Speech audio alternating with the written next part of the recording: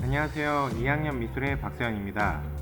이제 곧 오프라인 계약을 해서 여러분들과 마주할 수 있다는 사실에 한편으로는 설레이면서도 다른 한편으로는 코로나19로부터 여러분들의 안전을 책임져야 한다는 그 무게감 때문에 조금 부담도 되기도 하네요. 2학년 친구들의 경우 격주로 학교에 나오게 되기 때문에 온라인과 오프라인 수업을 함께 병행해 나가야 될 것 같습니다. 좀 번거롭더라도 다 같이 이 위기를 잘 이겨내서 건강을 잘 지켜낼 수 있으면 좋겠습니다.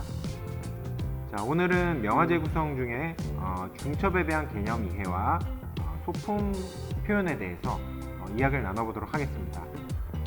자, 그럼 이제 한번 시작해 보실까요?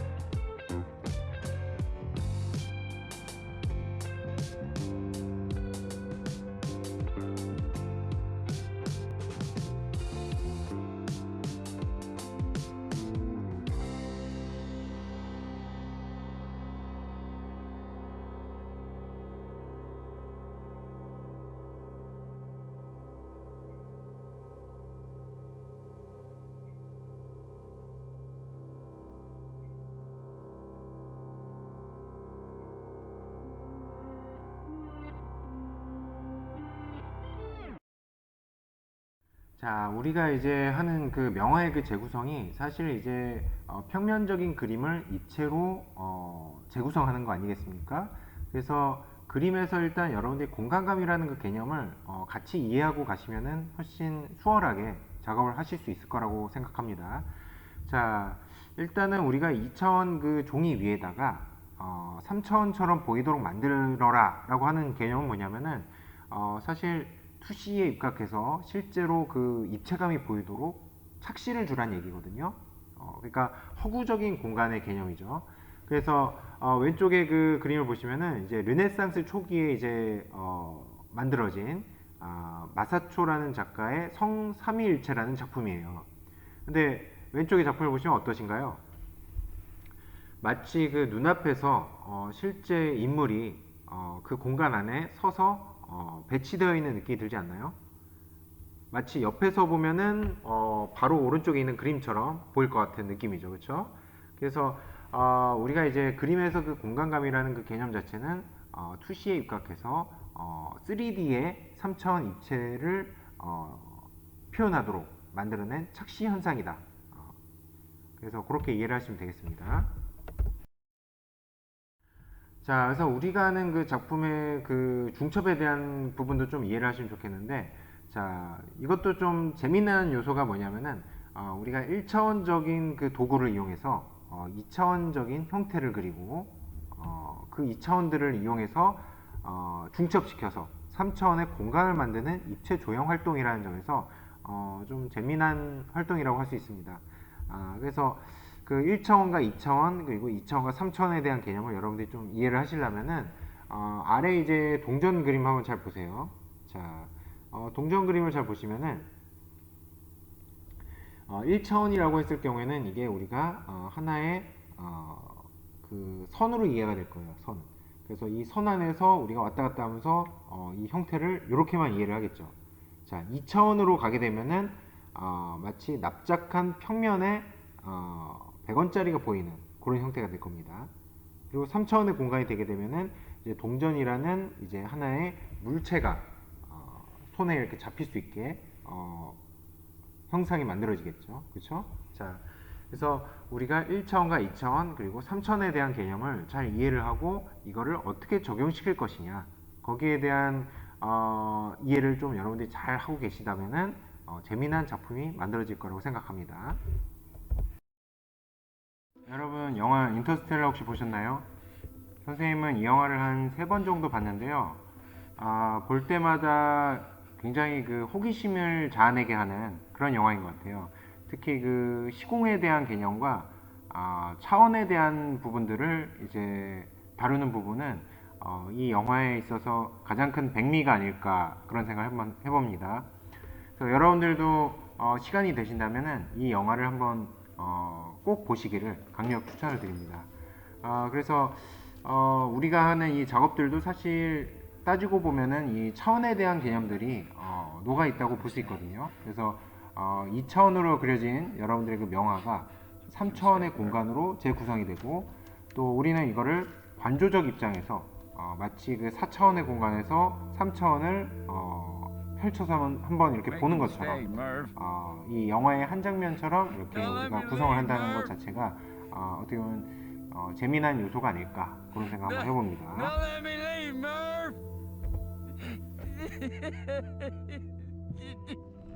No! No! No! No!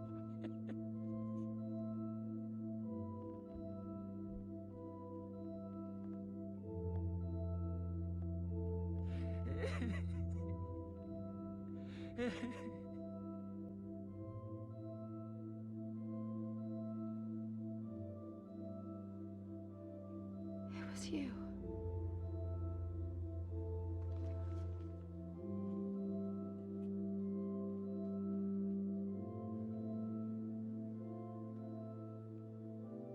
You were my ghost.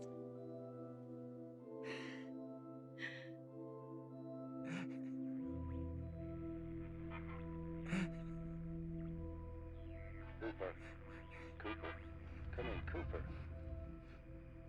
George, Roger that.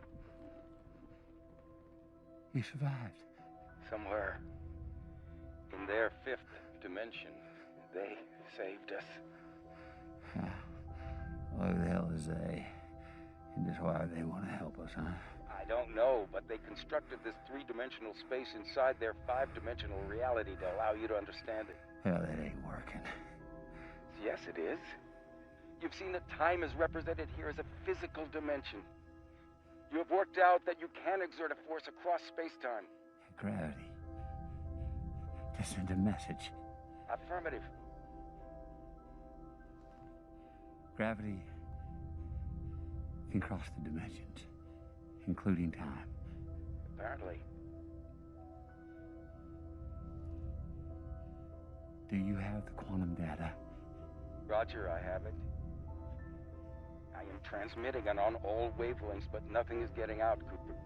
I could do this. I could do this. To such complicated data to a child. Not just any child. What else? Oh, come on, Dad. Murph, the fire's out! Come on! Even if you communicate it here, she won't understand its significance for years. I get that, Tars. All right, but we've got to figure something out, all right? The people on Earth are gonna die. Think. Cooper, they didn't bring us here to change the past. Say that again. They didn't bring us here to change the past.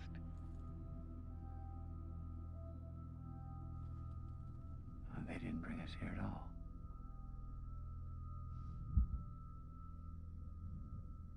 We brought ourselves.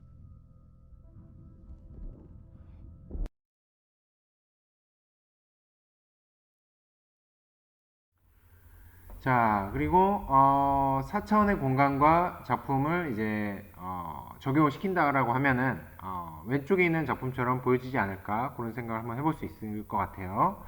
4차원의 공간은 사실 따지고 보면은 과거의 그 초현실주의의 작품처럼 초자연적이고 의식할 수 없는 미지의 공간 같은 그런 느낌으로 이제 담아낼 수 있다고 할 수 있습니다. 자, 아래에 보시면은 이제 0차원을 점이라고 한다면은 1차원의 개념은 선이라고 할 수 있고요. 그리고 2차원에 대한 개념은 면이라고 할 수 있습니다. 결국에는 우리가 그 0차원과 1차원에 대한 개념들을 2차원의 면에다가 담아서 여러분들이 표현하시는 것이고요. 이거를 3차원의 입체 공간, 우리가 실제로 살고 있는 이 3차원의 공간처럼 여러분들이 이제 중첩을 이용해서 배치를 하시겠죠. 그리고 이거를 초월하게 된 개념이 바로 이 오른쪽에 보이시는 4차원의 그 공간입니다. 그래서 이런 공간, 우리가 알지 못하는 미지의 공간들을 표현한다라고 하면은 아마 이런 왼쪽의 그림과 같은 형태가 되지 않을까 그런 생각을 한번 해봅니다. 자, 이제 지금까지 우리가 시공에 대한 이야기를 계속 하고 있는데요. 그 이유는 이제 3차원적인 표현들을 어떻게 하면 좀 더 재미있게 표현할 수 있을까에 대한 고민해서 이제 그 시공에 대한 개념들을 같이 한번 이야기를 한번 해봤어요. 자, 3D 아티스트 마세다 유키라는 작가가 있는데요. 왼쪽에 이제 익살스러운 표정으로 사진을 찍고 있는 사람이 있죠. 자, 디자인 학도였던 이제 마세다 유키가 이제 입체 조형을 이제 하게 되는데 이 사람이 실은 처음부터 이런 작품을 했던 게 아니라 입체 조형을 하던 과정에서 실패를 몇 번 하게 되고 그 실패가 새로운 아이디어를 이제 창안하게 된 계기가 돼요. 그래서 왼쪽에 있는 그림처럼 그림이라기보다는 이제 조형물이죠. 조형물처럼 이제 계란이 갑자기 깨져서 튀어나가는 모습 굉장히 재미있죠, 그렇죠? 이런 류의 형태로 3D 표현 방식을 이제 고수하게 됩니다. 그래서 이 작가의 그 작품들은 굉장히 재미난 요소가 많이 있습니다. 그래서 심플하지만 이 안에서 뭔가 굉장히 독창적이다 라는 느낌이 들 정도로 이제 작품을 만들어냅니다. 그래서 여러분들 이 작품을 보시면은 누구나 생각해 볼 수 있을 법한 그런 아이디어지만 이거를 실제로 시각적으로 구현을 할 수 있느냐 없느냐는 이제 그 작가 자신의 몫이라고 할 수 있겠죠. 자, 그래서 이런 류의 작품들 어떻게 보면 시공에 대한 개념들도 같이 담겨져 있다고 볼 수 있겠죠. 계란이 깨지고 순간적으로 날아가는 이 모습들 어떻게 보면은 고정되어 있는 시간이지만 또 움직이고 있는 듯한 느낌이 들기도 하죠. 자, 마찬가지로 이제 이 사람의 작품들은 다 이런 형식을 갖추고 있습니다. 그래서 공통된 형식을 가지고 내가 마세다 유키다 라고 이렇게 이야기를 하는 하나의 작품 형식을 본인만의 양식으로 승화를 시켰죠. 자, 그래서 이 사람의 작품들은 보면은 굉장히 단조롭고 눈에 쉽게 들어오지만 되게 재미가 있습니다. 그렇죠? 그래서 주사위가 이렇게 바닥에 딱 떨어진 모습, 그리고 그 떨어진과 동시에 안에 있던 그 도트라고 해야 될까요? 점들이 튀어나가는 모습들 상당히 재미있죠. 그리고 또 비상구를 나가고 있는 이제 이모티콘, 픽토그램이라고 하죠, 우리 이런 것들이 이제 상당히 재미있게 표현이 되어 있습니다. 자, 그리고 마찬가지로 이제 카드에서도 이런 재미난 요소들을 작품으로 이렇게 승화시켜서 만들고 있죠. 그래서 여러분들이 이제 이런 재미난 요소들을 한번 찾아보시는 것도 어떻게 보면 입체 명화 작품을 하실 때 좀 더 작품에 활력을 불어일으킬 수 있는 그런 요소가 되지 않을까 그런 생각 한번 해봐요. 자, 그래서 여러분들이 뭔가 좀 독창적이고 새로운 아이디어를 좀 끄집어내셨으면 하는 바람에서 이제 발상법에 대해서도 한번 언급하고 지나가려고 해요. 스캠퍼라는 이 기법이 있는데, 이 기법은 기존의 제품에서 뭔가 새로운 변화를 일으키고자 할 때 그때 많이 쓰는 발상법입니다. 그래서 영어의 앞자들을 따가지고 모아놓은 거예요. 그래서 이제 SCAMPER 각자의 그 약자를 따서 이제 그 적용을 시키는 거죠.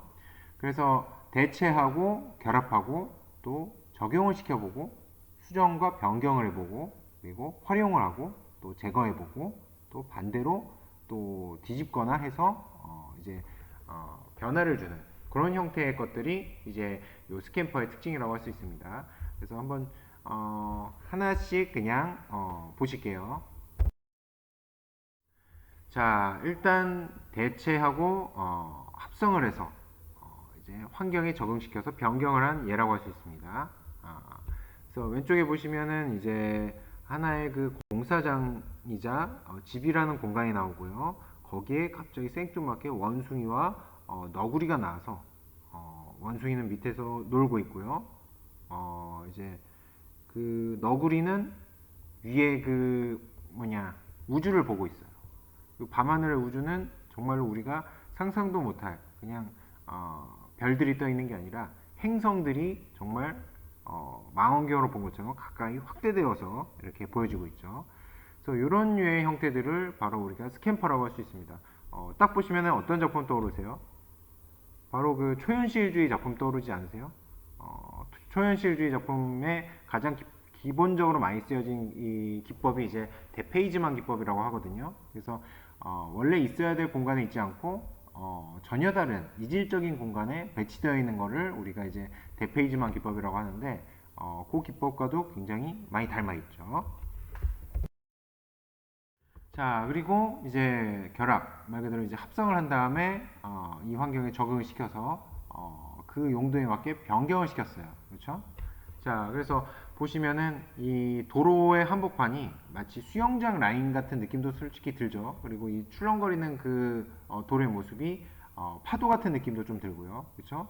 여기에다가 수영을 하고 있는 남자를 합성을 시켜버리니까 좀 굉장히 생뚱맞은 듯 하면서도 좀 독창적인 화면이 좀 구성이 되죠. 그렇죠?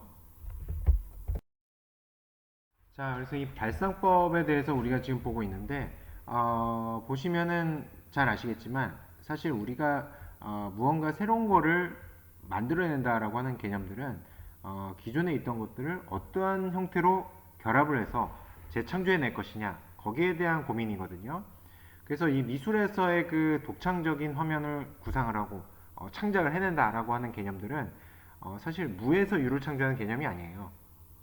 여러분들이 알고 있는 유에서 유를 창조해내는 개념이죠. 그래서 어떻게 결합을 시키고 어떻게 재창조할 것이냐 거기에 대한 고민들을 여러분들이 한번 해보시면 좋을 것 같아요.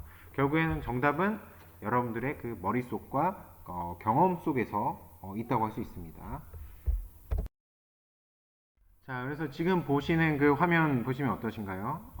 뭔가 좀 우리가 익히 흔히 알고 있는 주제들이지만 이 주제들을 서로 이질적인 공간 안에 배치를 시켜버리니까 뭔가 굉장히 독특한 화면이 구축이 되죠. 그렇죠? 그래서 우리가 알고 있는 것들을 어떠한 재미난 요소들을 화면에 적용을 시켜서 재해석을 해낼 수 있을 것이냐 거기에 대한 고민들을 조금 더 해보시면 좋을 것 같아요. 자, 파핀 현준이 최근에 이제 TV에 나와서 자기 집에다가 벽화를 그리는 거를 선생님이 좀 봤어요. 근데 상당히 재미난 요소들을 담아서 표현을 하더라고요. 자기 가족의 얼굴을 벽에다가 이렇게 그린다든가 또 그 그래피티 같은 것들을 표현을 한다든가 이런 것들이 그 사람의 그 나름대로의 개성과 성향이 그대로 그 벽화로 녹아내려져 있는 그런 형태로 이제 그림을 그려내는데 이런 것들 하나하나가 사실 되게 재미난 요소라고 할 수 있겠죠. 자, 그래서 관계가 없는 것들끼리 어떻게 결합할 것이냐 거기에 대한 고민도 좀 해보시면 좋을 것 같아요. 그래서 여러분들은 아실지 잘 모르겠지만 과거에 굉장히 그 개그맨으로서 유명세를 탔었던 미스터 빈이라는 사람이에요. 근데 이 사람의 얼굴을 가지고 모나리자와 결합을 시키니까 좀 굉장히 재미나면서도 독특한 느낌이 또 구축이 되죠. 자, 고흐의 방이라는 그 작품에도 원작자인 이제 고흐를 직접 집어넣어서 여기다 마치 거울에 비친 자기의 모습을 카메라로 찍는 모습으로 이렇게 묘사를 하게 되니까 어때요? 뭔가 좀 기존에 있던 작품과는 달리 재미난 요소로 좀 작용하지 않나요? 자, 그래서 여러분들 그 명화 그 작품을 재해석하실 때 이런 요소들을 찾아서 같이 넣어 주셔도 되게 재미날 것 같아요. 자, 이 작품 역시 고흐의 그 별이 빛나는 밤이라는 작품인데, 이 작품을 보시면은 뭔가 그 크리스마스의 악몽 같은 느낌이 좀 들지 않나요? 그 영화에 있는 이미지랑 굉장히 좀 약간 닮아 있죠, 그렇죠? 약간 어둡기도 하고 소용돌이치는 이 느낌들이요.